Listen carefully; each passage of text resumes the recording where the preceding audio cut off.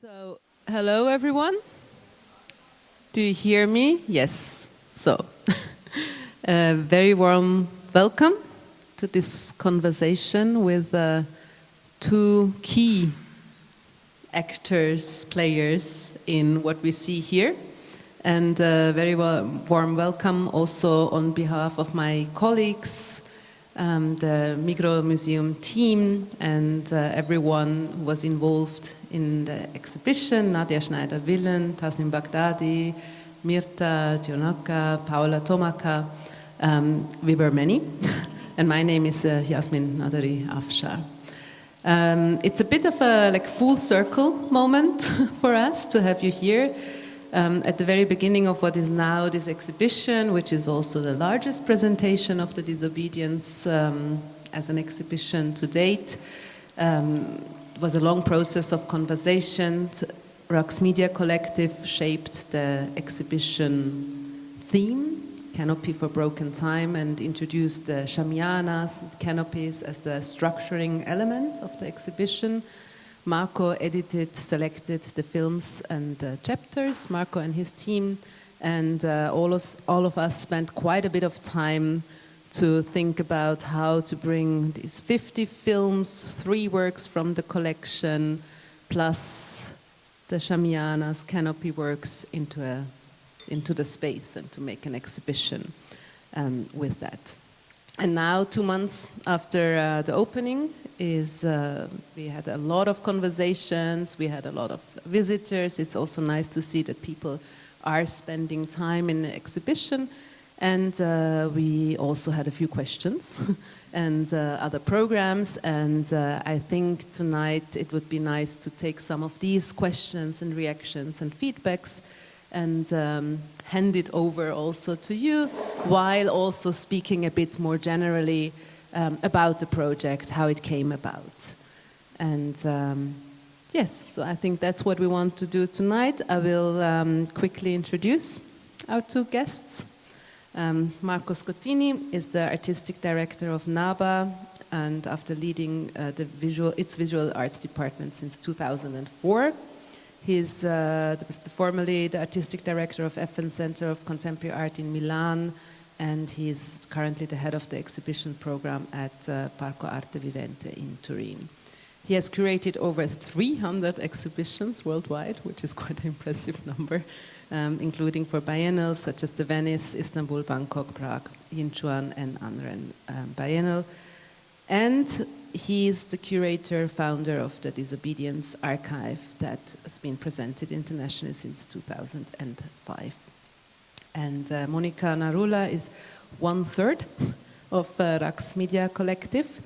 The collective was formed in 1992 in New Delhi by Jebes Bakshi, Monica, and Shuda Brata Sengupta. They are known for their interdisciplinary practice that spans installation, video, photography, performance, text, and curation. And they work at the intersection of contemporary art, historical inquiry, philosophical speculation, and research. You also have exhibited extensively in different international venues, biennales, and you also curated a few exhibitions, including the Shanghai Biennale and Manifesta 7, and you co-founded the Sarai program at the Center for the Study of Developing Societies. And Monica was able to spend a lot of time with us also physically, because she's currently teaching at the ETH Chair for Art in Time and Space at the ETH here in Zurich. So that was the introduction. I would like to start with the collaboration between the 2 of you, but first, Marco, a question for you. I think from almost the beginning of the Disobedience Archive, there was always a collaboration with artists. So my question would be, how did it come about that you started working with artists to present the archive?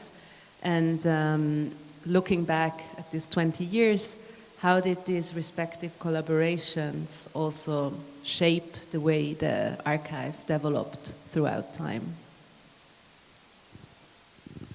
So, welcome everyone, and thanks Yasmin, and thanks to the entire staff for inviting us once again, me and Monica, and congratulations to Yasmin for this amazing space, so active day by day or something like that. And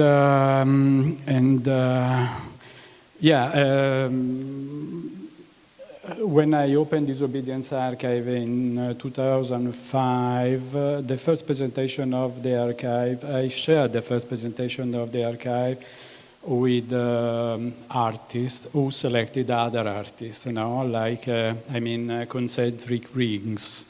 And so I created a network, and then they created another network, and so on.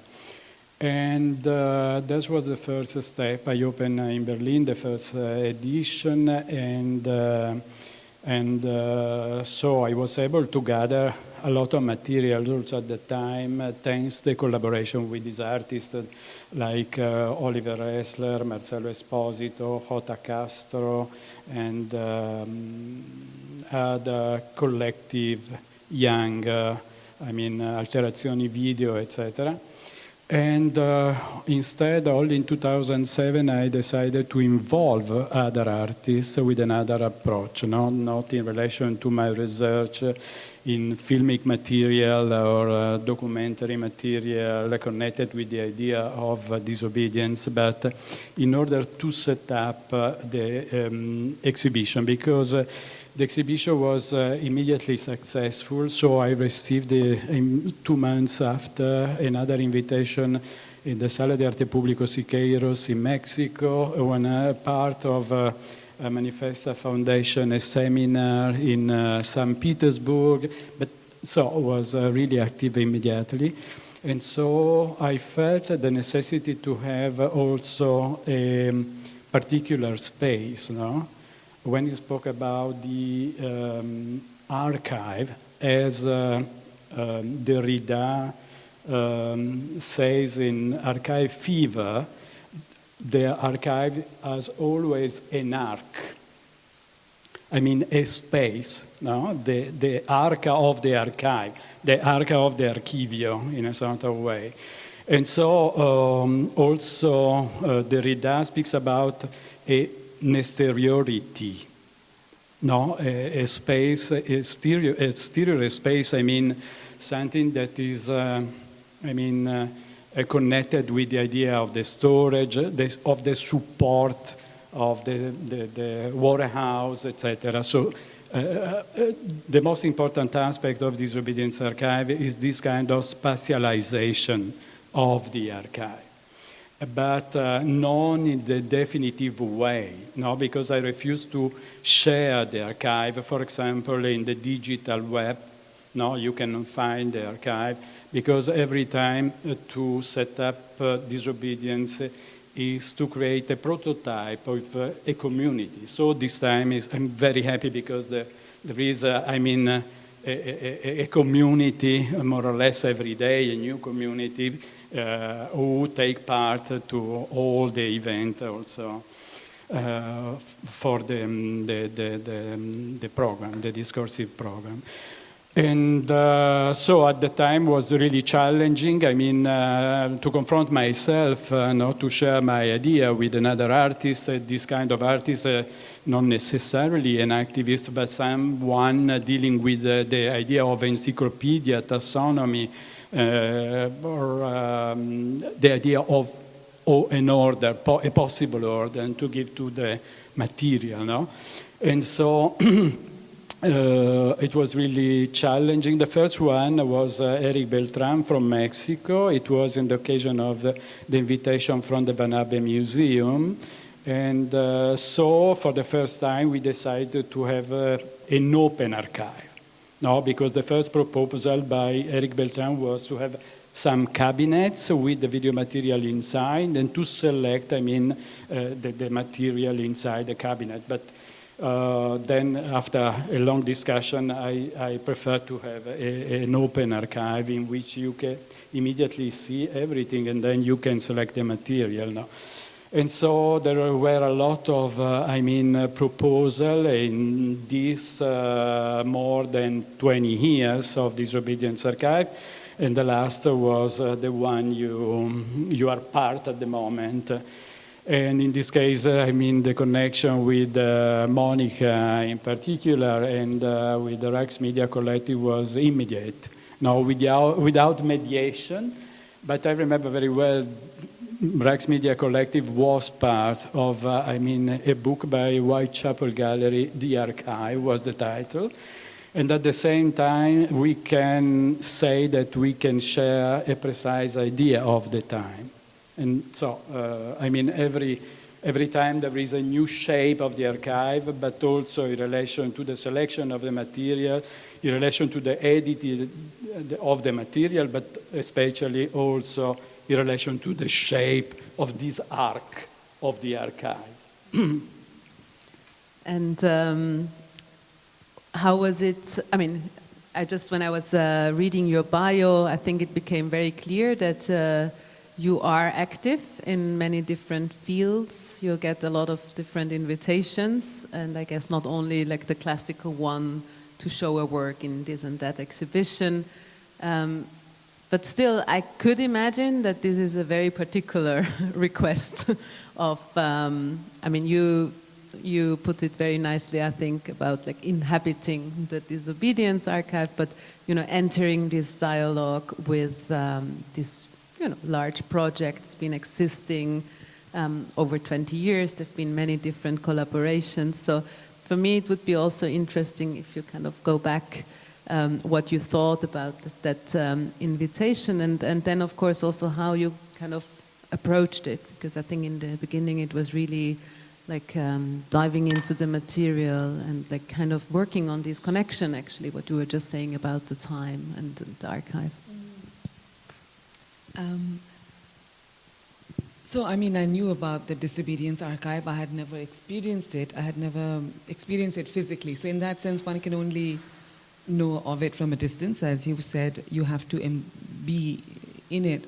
But I think the question of, and this is nicely formulated in the lift when you come up, read the wall text. It's a small text, but that has always been the most exciting thing about the Disobedience Archive is the idea of radical disobedience, right? It's not a question of saying, it's not disobedience for the sake of it, or it's not disobedience to say no, it is disobedience that offers a different vision of the world. And that's the kind of necessary corollary to that sense it's a radical act. It's not an end, it's the beginning of imagining things, of doing things. And to me that's always been a very, just as a way of doing things in the world of whether it's whatever practice one does, the fact that one says no so that you can start something rather than end something. So that was, it's a great invitation for that reason, because if you are not doing things that, so what is it that you're saying yes to, right? And then that's an open question. And the dialogue, I think, was very productive from the very beginning. But, and when we were talking about it, the idea of broken time is something that was uttered in the conversation that we were, when I was thinking about that phrase, it is a sense of the time that one inhabits. I mean, it feels, one can say this, it probably has felt like this often, or for the longest time to everyone, every generation might claim that, but it definitely feels broken right now, right? When someone can utter a threat that I will wipe out a civilization in a night, and we all just sort of just say, well, it's like there's nothing that can be uttered in response that you can, it's like that, you'd rather see the end of the world than see the end of a system, then it is a broken time. So the question of if one is going to survive it, or what is the order of survival? Is it the survival for the sake of it, or is it that you say no for making something else? And so these are the questions that began. And I think the idea of the canopy is something that we've been working with for some time. It's, if you come from South Asia or parts of the world, it's not an unusual architectural / conceptual form, because all kinds of gathering happen under canopies. Weddings, you set them up. It's the simplest thing. You take a piece of cloth, you put it up, and now you are together. And that very idea that you can take something as simple as any kind of thing, a thing, and then you together decide that we are under that thing, and because we are together under that thing, it means something else. It's a radical act. It's a radical consensus to permit other things to happen.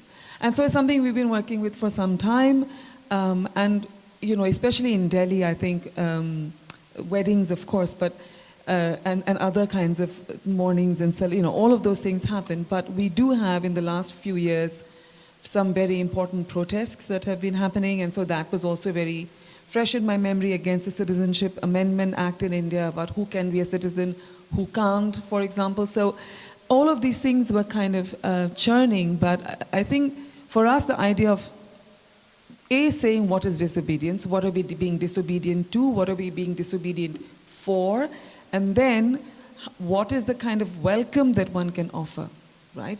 Because it is about celebrating, so it is both. It is while one acknowledges that one has to protest, one has to reject, but one also has to celebrate the fact that we can do it together.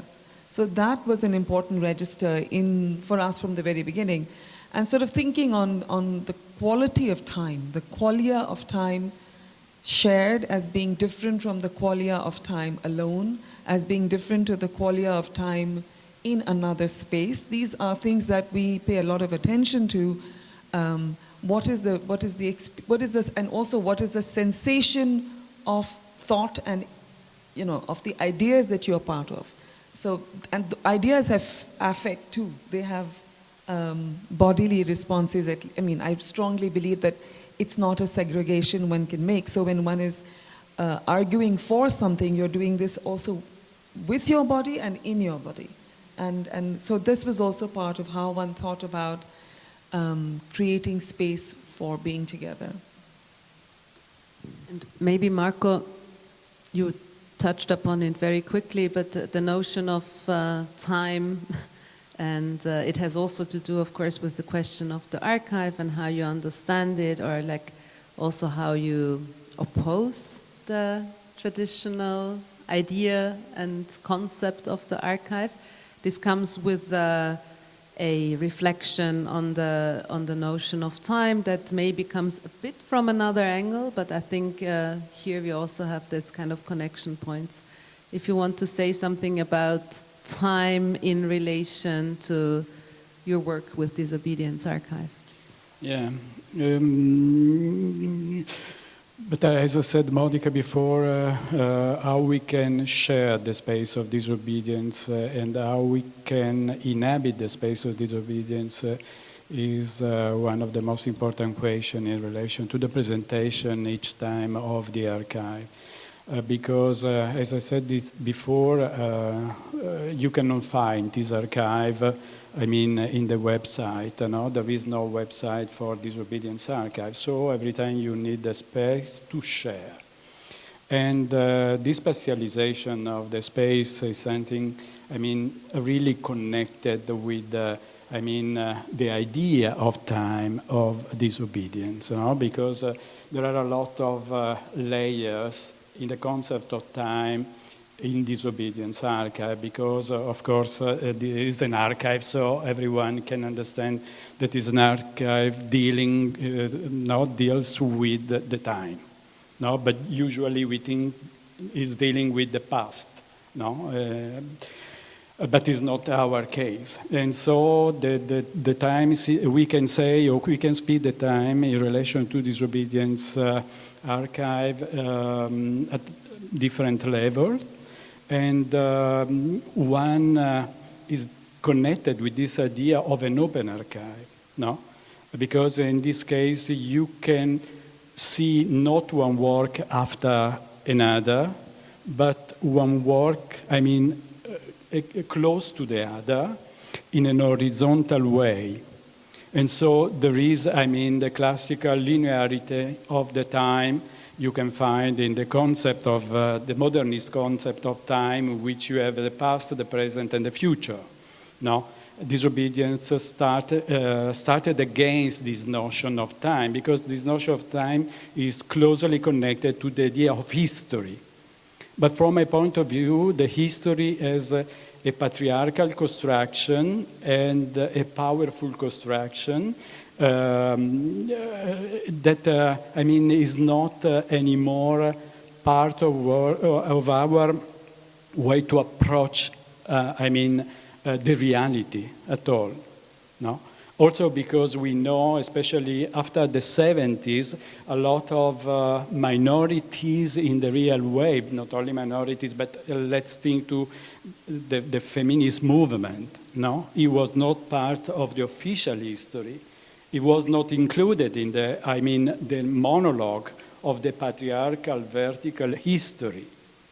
And so at the moment we need so many genealogies, in respect to many kind of subjectivities we are. And so we need another idea of temporality. For this reason, I think one of the most important aspects of Disobedience Archive as an archive in itself is that the idea of time is not, the verticistic one, the linear one, but just to have, an articulation between actuality and potentiality. No? The potential is part of the past. The past is not past. The past is still present. And so this is the idea of the archive, because the archive is a contemporary archive. And every time is contemporary. There is, a genealogy, but it's not the old, archive of 20 years ago. But every time is a new, And so this articulation of the time is something at the core of Disobedience Archive. And so also the idea of broken time, because you can have an intermittent time, as Walter Benjamin spoke many, many years ago, against the Stoicism, attitude, no? And so this is part of the film themselves.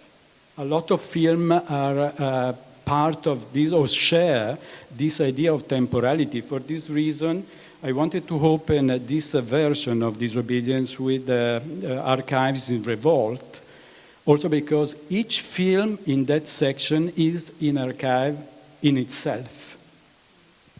No? And I think we will have the chance also to talk about why is it an archive of moving image material and films later, but I think I would like to take up the notion of the idea of the past being present, and I can't help but I need to go back 1 week when we had Avery Gordon here with Anselm Franke, who is speaking exactly about this the idea of haunting, of the neglected narratives of the past that we are haunted by them in the present. And we also talked a lot about archive, and I think a very nice example is what the archive Avery Gordon has created, the so-called Hawthorne Archive, which is actually basically first and foremost a claim, and then it's a book. And it's, as she was describing it, it's deliberately disorganized, difficult to access, and what I really like, and maybe we can take that for our discussion, it's better understood as a way of living than as an archive in a conventional sense. And we talked also about this kind of what could be counter definition of an archive.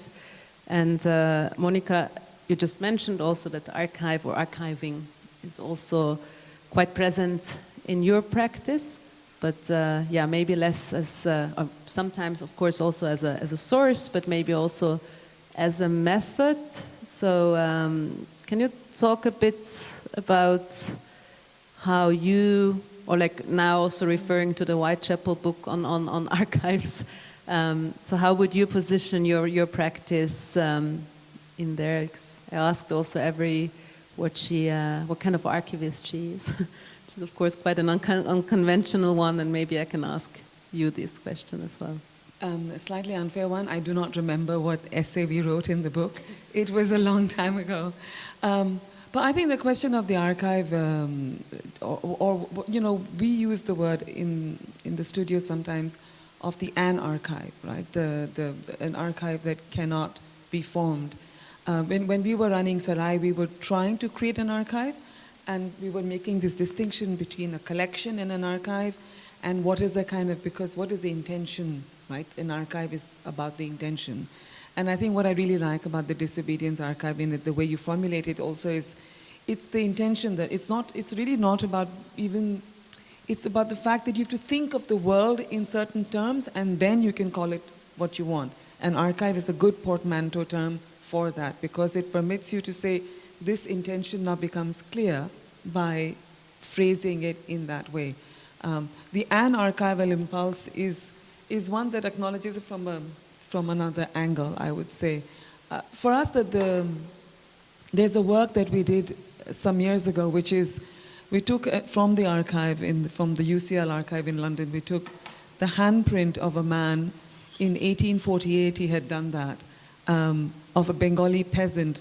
And the handprint is the first mark that was made when a sale of property was being done. So it's in a way the grandfather mark of all biometric surveillance that we have now, which is, but it starts from that point where the relationship between body, the mark, and the transaction becomes clarified in that way.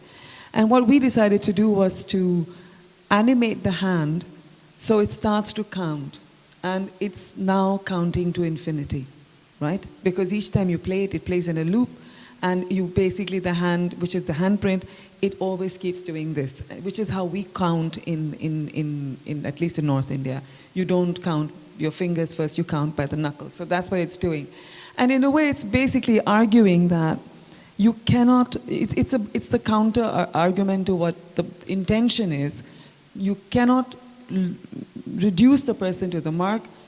The mark will count to infinity. You are always the multitude. You cannot be located down. So, to me, the archival impulse is a way of manifesting question and an answer, or an attempt to a question and a direction towards an answer, so that something can be opened out between people. Right? It is the way it comes to us, as if it's not a definitive anything. I mean, and it's the same problem as the idea of history. It appears as definitive, but of course it is a construct. It is a construct in which most of us do not exist, and never will. We are leakages from the idea of history. So, we make provisional archives so that we can come together and talk about other things. And that's where, I would push the archive back. Thank you. Maybe kind of taking that, the idea of the constructed and the approaching also the presentation here, also because there are so many shifts happening. I think we will talk about that later. We have events, actions from the street being documented and translated into a form of media, into film.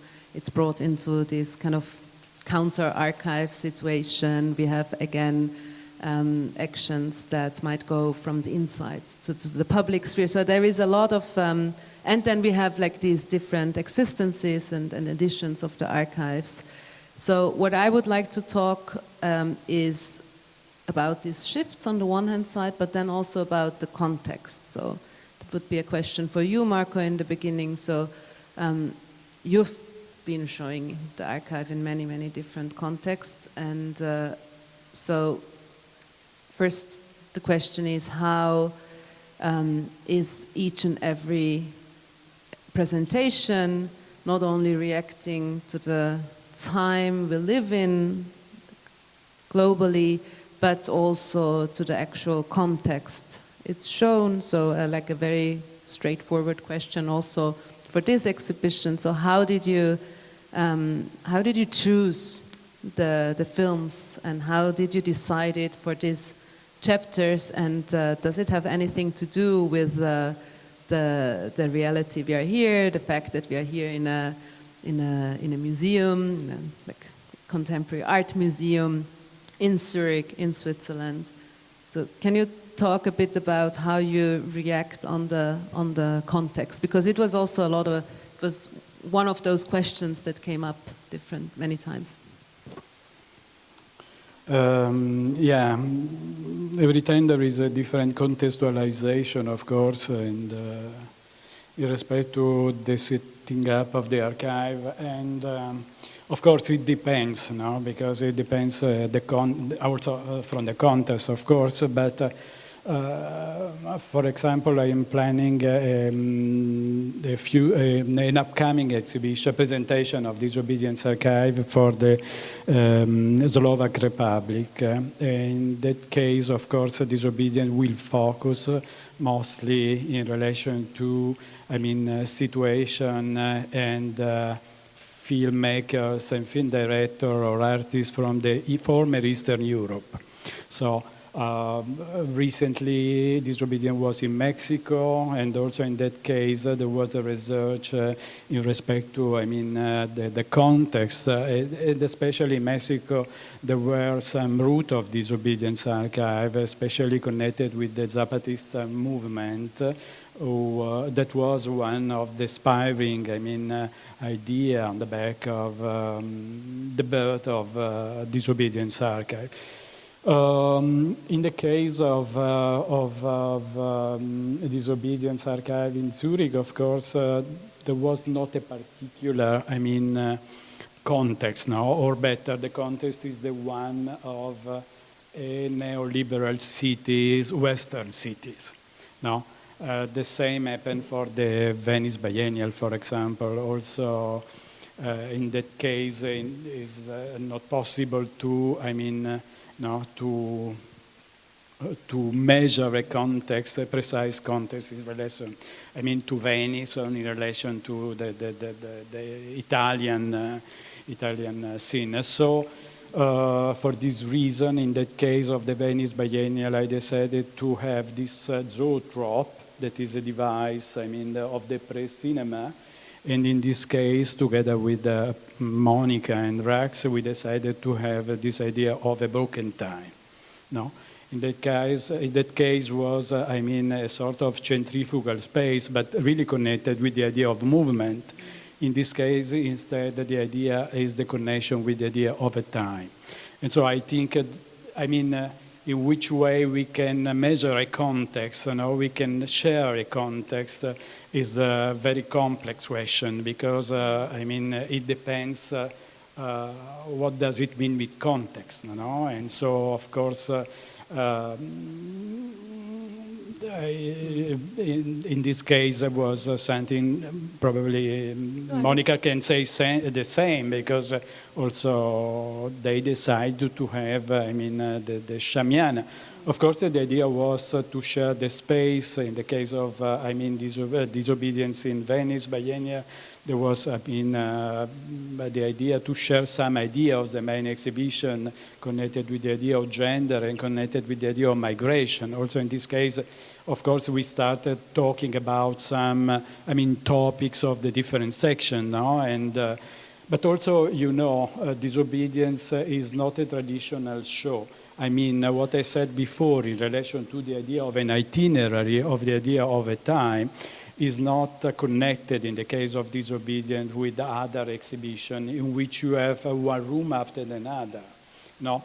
And you have to follow, the entire itinerary proposed by the curator, because otherwise you don't see the exhibition. Like in the case of the Venice Biennial, there was, all the rooms in the Arsenale, for example, but instead Disobedience chosen a circular space, a centrifugal one, in order to react, to the linearity of, the sense of time involved in the Venice Biennial.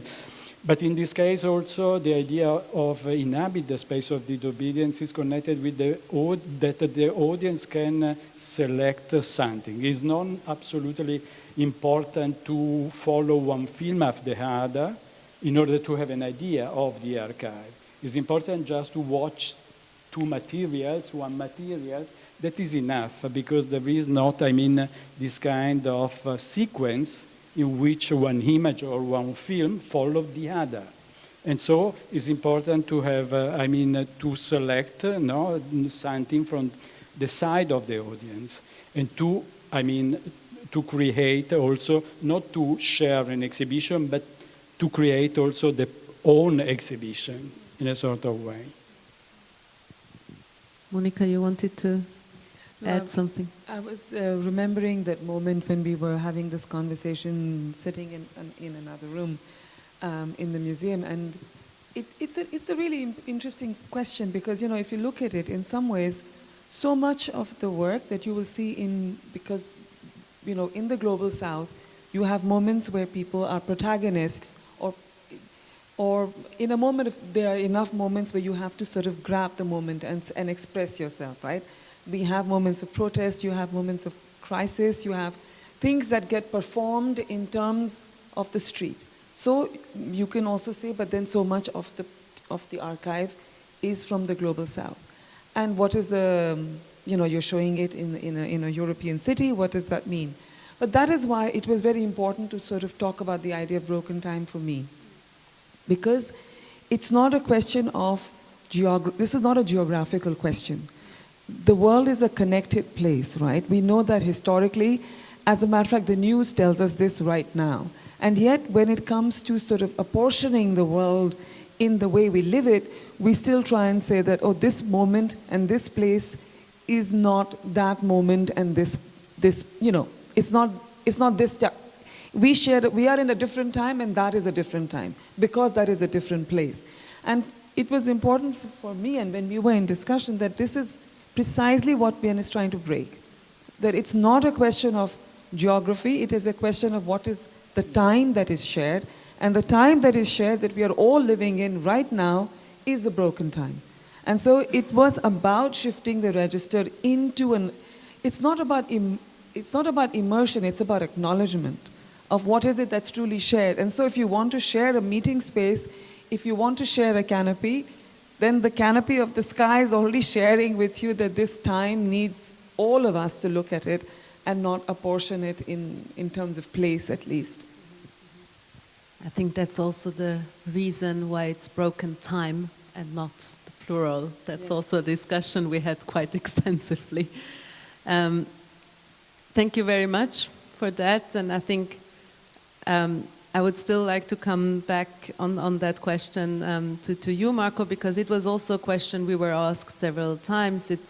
We have an archive of like stories that were not represented in like what we call the official history, and now there are, and we are acting out of different contexts. We are here in Zurich as an institution. You operate from Milan, so.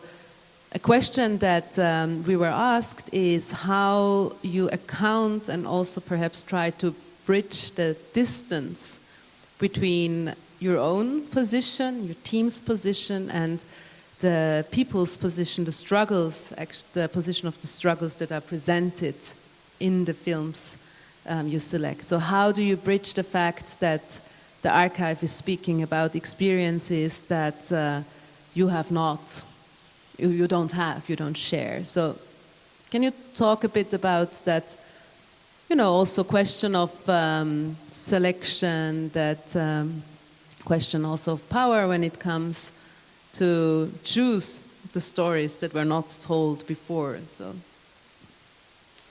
Yeah, of course, when I started the archive, the idea of the archive, and the construction of the archive, I had a true context, because it was at the beginning of 2000, and the archive was open in Berlin, but it started in respect to the Italian situation, because at the time we had Berlusconi, and also we had a very strong political and social movement as a part of the No Global movement.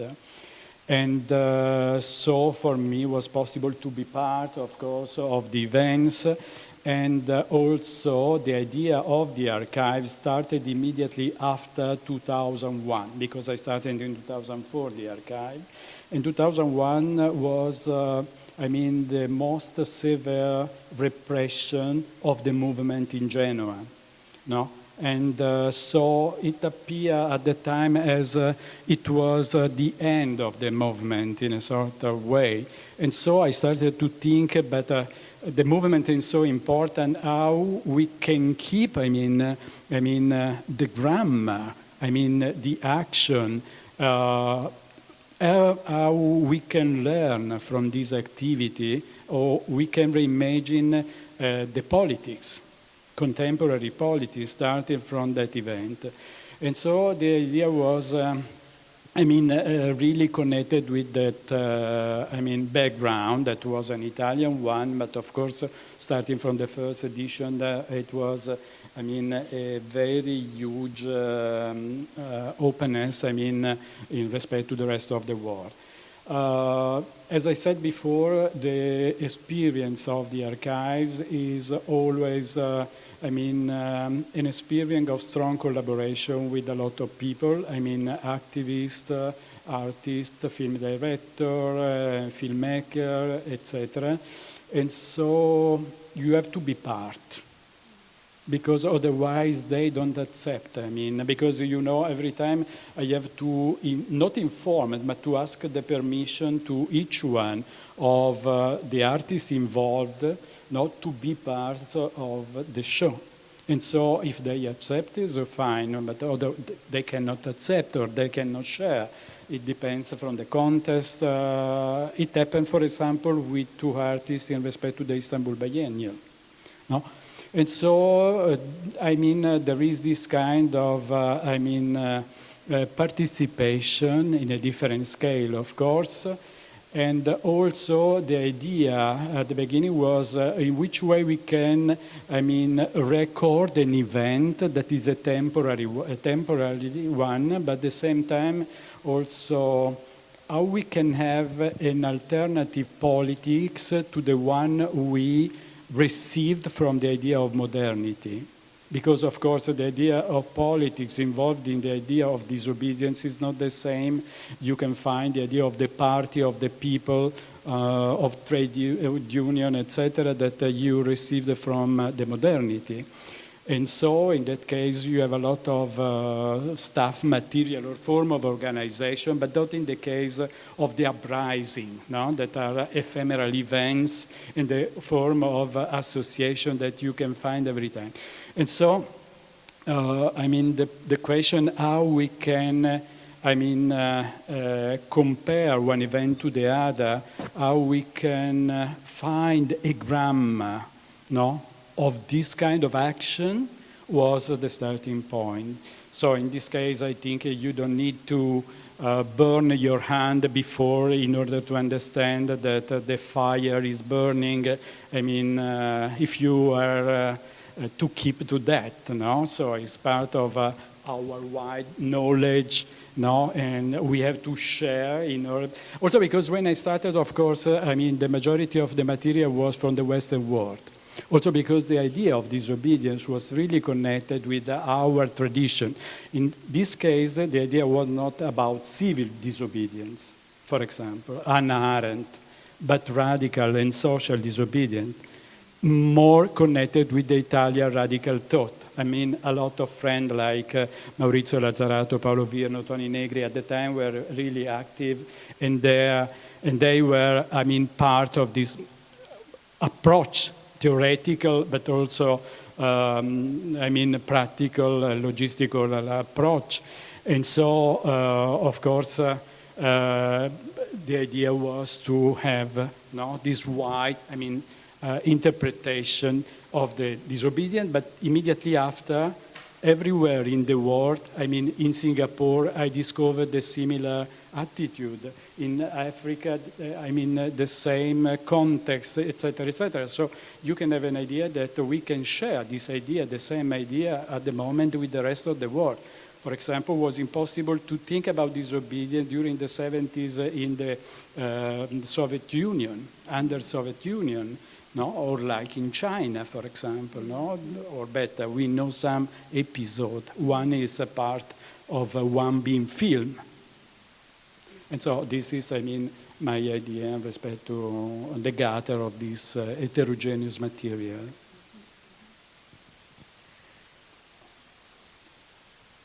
Maybe also about that grammar that you spoke about. So we also had a tour of the exhibition by Tarek Siddiq, who is a protest researcher. And he was talking a lot about the big difference between protest as a sensory, as a real experience, so being there, being out there, experience being part of the crowd, and then the translation of it into media, also to experiencing protest through documentation. So here we have, and I think that brings us back to the question of the shift also, here we have mediated forms of disobedience through the medium of film. So before we speak about the shift, a very simple question, but I think it's still maybe important. So why is it moving image that you started the archive with and not another media? But I think it's impossible to be outside of mediatization today, no? And it's part of our life. But at the same time, in the case of disobedience, is a sort of struggle with the corporate media, no? Because of course you receive every time, I mean, some information, some images in respect to an event. But you don't know, I mean, the opposite, no, the side, I mean, of the activist. For example, I think is everywhere around the world, but especially today, we know very well, we are really familiar with this topic because in respect to what is happening at the moment around the world, of course, no, it's very important to receive images of the event in real time. But of course, there was a challenge, I mean, to create a time-based archive. Also because I think the video is something really connected, is at the core of these ephemeral events. In which way I can record, I mean, something that can remain just, I mean, 2 hours, I mean, some months, etc.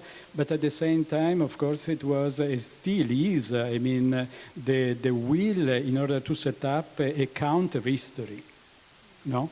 And so, of course, I think it's really important to be mediatized, also because there is, I mean, a struggle within this field, no? I mean, the idea of subjectivities today is totally mediatized. No, as Maurizio Laggiarato say, we cannot understand, I mean, the limit of science and the limit of forces today. No, there is a merger between them.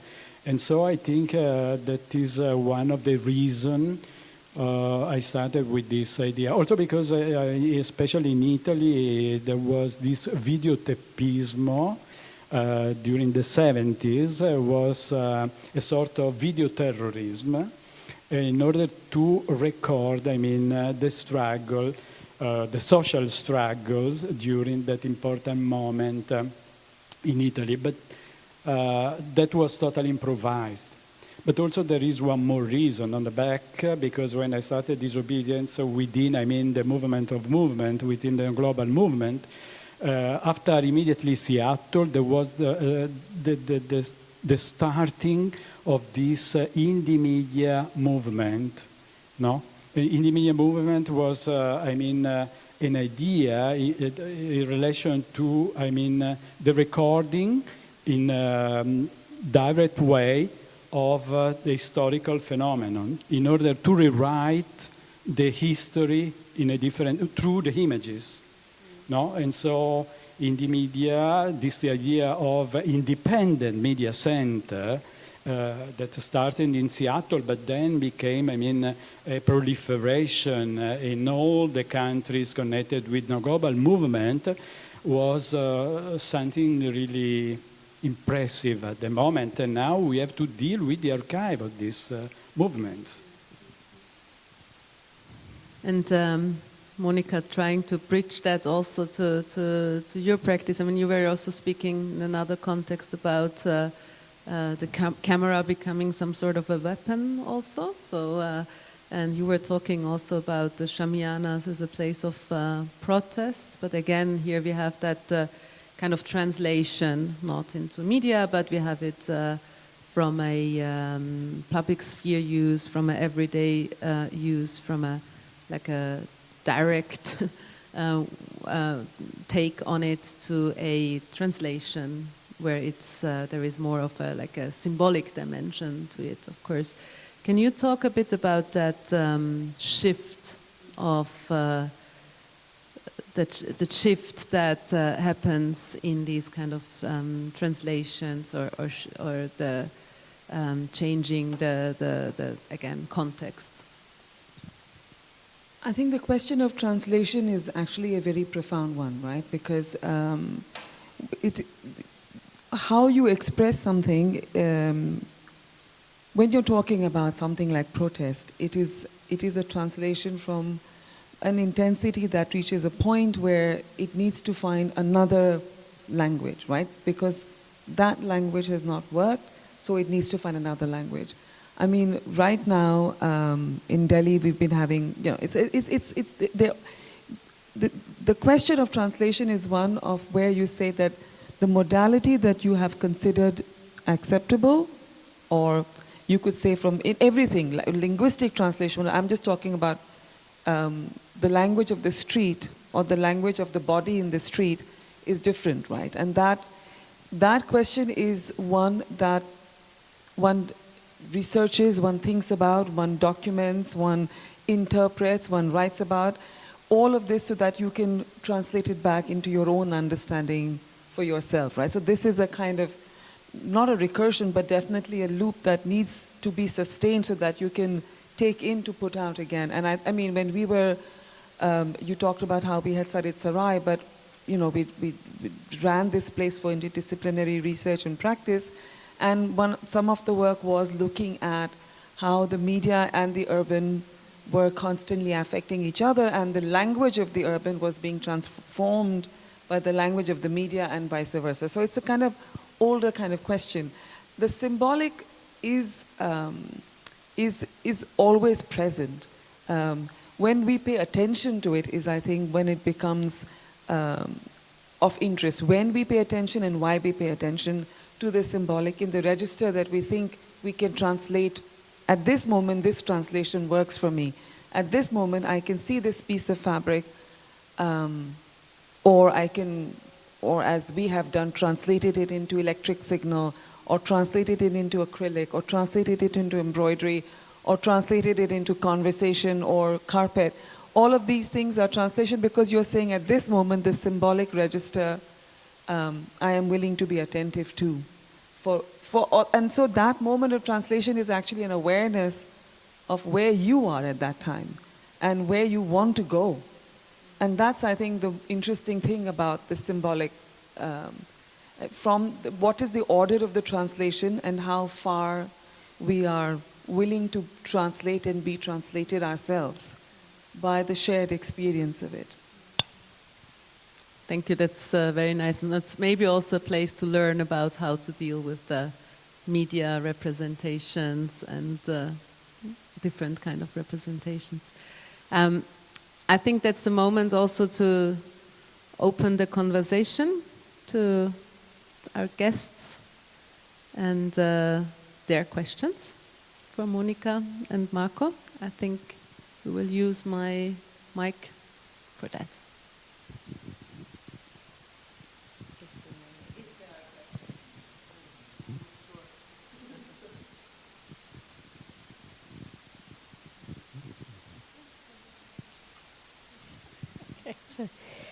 I just was curious about this concept of broken time. And sometimes I think about that just for myself, and I tried to go back in history and say, oh, was there a time when time wasn't broken? And actually, as long as I can remember everything I've learned about history, maybe it's always broken, but what you're talking about is it's a kind of parallel reality, the patriarchal linear time, and then all the other things that we just never learned about. I was wondering how you imagine that, and maybe a related question would be, Marco, you were speaking about, sorry, I can't see, but you were speaking about the, I guess it would have been the 1990s in Italy, the early 2000s with Berlusconi, and the response of a certain group of people in Italy, and how that kind of broke, like as if a moment of breaking out. And I was just wondering, when you think about whatever you want, the suffragettes fighting for women's voting, or the civil rights movement in the United States, or something, how do they relate to the way you describe this moment of disobedience as a kind of a moment of breaking out? How do you describe that as a moment of breaking out? Yeah, I kind of said that as well, right? Like in some ways, it must have always felt like time is broken. And you know, when we were starting Sarai, we were looking at new media, and then we were laughing and saying, but at some point, every media was new media, right? Writing was new media, and they were like, what is this? It's going to destroy memory. It's a terrible technology.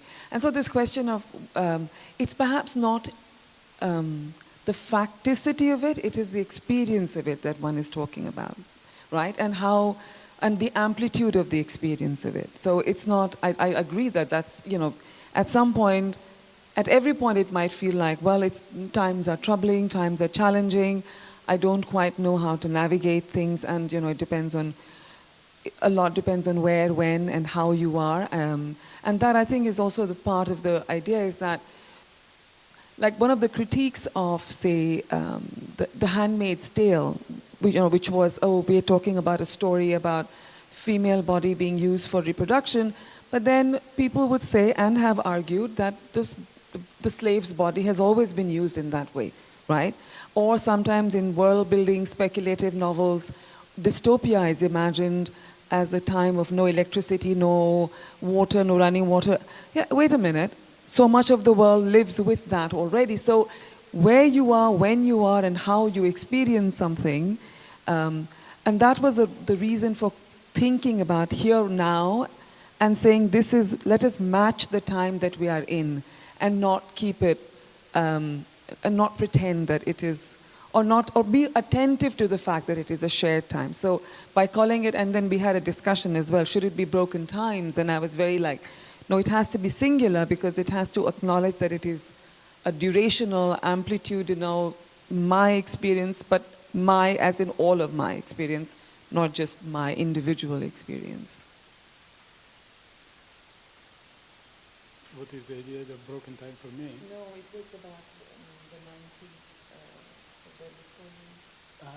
The event in Genoa. Can you repeat the question for me? Because I think it was wondering, I think Monica kind of answered. maybe you can come here. Yes. Because without... Don't need to be so shy. No, it's fine.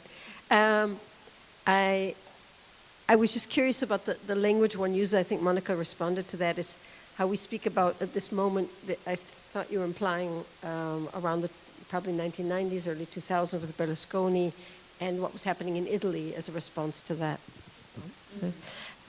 And as a moment of saying what's happening now and how we're responding to kind of disobedience to that suppression, you could call it. And I was curious how you reflect on that over all the moments of, let's say, various moments of disobedience over time, like civil rights or fighting for women's votes, suffragettes, etc. And how you, and I think what Monica said is, yes, those are all, this could be put in that category, but what we're speaking about is what are we experiencing at this moment in our generation times. I don't know if you have a different perspective on that. Berlusconi respect to today? It's okay. No, if you are able to synthesize. It's fine, I think. Yeah. With broken time in singular. We have talked about it. Yeah, so I have a question probably for Marco. So you explained that the Disobedience Archive was shown in different contexts and that in Mexico, for example, you were focusing a little bit more on the local context and on the Zapatista movement, and that here you didn't do that. I'm wondering why. Maybe you explained it a bit, but I felt a bit of resistance to understand, like, because I think that probably for Mexican artists or activists, showing the archive in its big variety would be super interesting. Also, it would be an interesting approach here to focus on the local community and the local movements. So yeah, that's my question. Why I didn't, did a research in the local context. I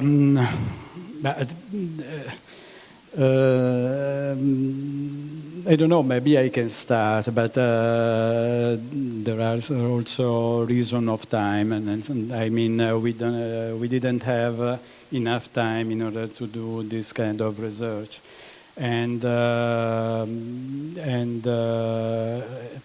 I don't know, we decided to have these 5 different, contexts, but also because, of course, we can find a lot of material here as well. But what I mean is probably there are, some topics, more urgent or with a bigger stratification in respect to other, I know the context here is more similar to the context that we have in Milano or probably in Madrid or elsewhere, in respect to other, form of gravitation that are,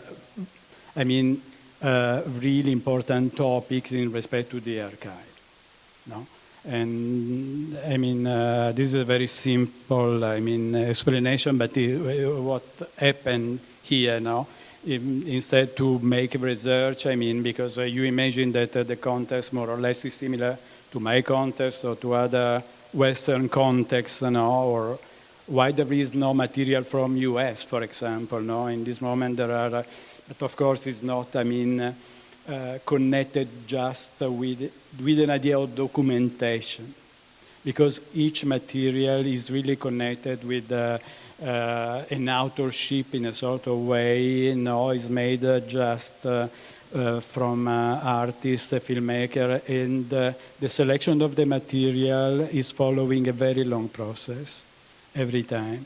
And so what you can see within Disobedience is not just recorded material, or a documentation of some events, but it's a more complex stratification in order to explain or, to record some important event. With us, we have 2 amazing artists in Disobedience Archive, and in this, edition of Disobedience, Silvia Maglioni and Graham Thompson, with an amazing film about Greece. The financial crisis in Greece. But of course, you cannot expect a form of protest, you cannot expect, a classical form of documentation, but is instead a fiction, inspired by the birds by Aristophanes. And so there is, a very complex idea of narrative on the back. And so, of course, I would like to make an investigation in relation to the context, but I don't know. I have to spend a lot of time, because what you are seeing here, of course, is the result of many years as well. But many years, more than 20 years. So maybe I can just add that when it came to the exhibition from our side, I think the Shamiana meeting space, that there is also Canopy, that it's a chapter on its own. So the place we are in here was also a kind of the idea or reaction to that and the place where we try to bridge the topics and themes of the chapters to the local context through the Canopy session that Tasnim is organizing, that each chapter also has a bridge or a moment where it's connected to local groups, activists, researchers that work around these topics. But it's more through the program. Yeah, I just wanted to make a comment about the canopies. And it's really something extraordinary that happens, that not only people are gathering together, so this moment of solidarity, but the works are protecting each other. And it's as if, you know, under each 10 videos or films are looking at each other, and they, I mean, maybe I'm being animistic a bit about it, but it's as if they have agencies and they can live without the authors and they create their own community. And to be honest, it's really the first time that we experience that, and we kind of feel quite lonely in our filmmaking and how the films are shown at exhibitions. And I think that this is really an extraordinary thing. So I wanted just to thank for this thing. It's quite magical that happens in a museum. Yeah, I just wanted to say something, because we had a group of students here today and we did a workshop. We asked them to do some kind of flânerie through the Disobedience Archive. And I think one of the things that was really interesting was the way in which, for example, this question of order and some kind of provisional order in the archive that's distributed through 5 sort of thematic areas is nonetheless subject to porosity and a kind of a potential transversality. And I think it's really interesting in relation to what the effect of actually making a film using archive material in relation to protest, in relation to struggle. Struggle was a word that came up as a kind of general sort of energy that passed through. And then at the end of the day, trouble. Struggle and trouble were like rhyming. So that was quite interesting. And another thing I think is really interesting, and it sort of responds to the question of, you know, what is the relation between the kind of mediatized, I mean, in the sense of making a film, is that it's another remediation or whatever of a moment of an event. But an event, in a sense, has this kind of epiphenomenal sort of disappearance. It's sort of like, you know, it's destined to disappear, to end. And what I think is really interesting about all of the films in relation to the events that they evoke and they convoke and make present, you know, even through absence, is the fact that they actually preserve a part of the event that the event itself does not realize. And this is the potentiality of the event.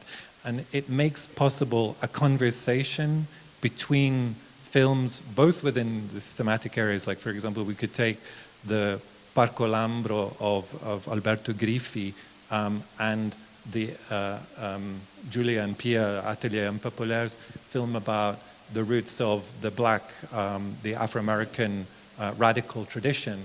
And we were talking to Fred Moten a few years ago, and he was like, and Stephanie Harney, and they were saying, you know, they work together. Stephanie works on autonomia, Fred on the black African tradition of radical resistance. And he says, well, actually, you know, you guys learn from us. So this question of actually putting that in the archive as a conversation that takes place.